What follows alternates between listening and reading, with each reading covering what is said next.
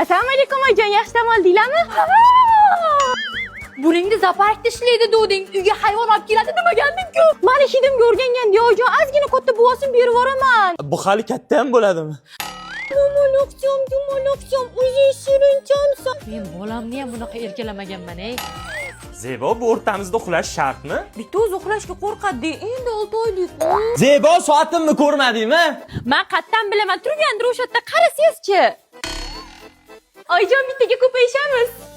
Bezakansiz, lekin xursand bo'ldim. Endi men ham nevara erkalataman, ha? Yo'q, unaqa mehmon emas.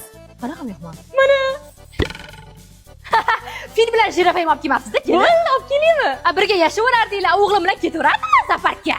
Ona, anu keliningizni maymunchasi depressiyaga kirib o'lib qopti-da. Yuring, dalda beraylik. Bir kun kelib maymunni janozasida o'tiraman deb o'ylamagandim.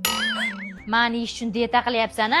Oy, telefonimni ko'rmadingizmi? Hech qayerdan topa olmayapman. Telefon qil. Qo'limdan qayerdandir jinglayapti. Ha, ilon yetib olibdi. Xavotir olmanglar, bir haftada hazm qilib chiqarib oladi.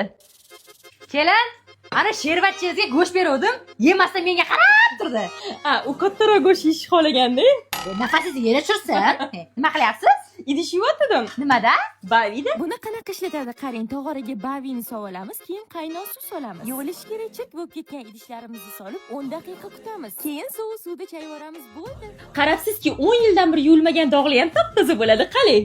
Zo'rku. Eshitdingmi? Yugurmasam bo'lmaydi, tualetga ulgurmayman.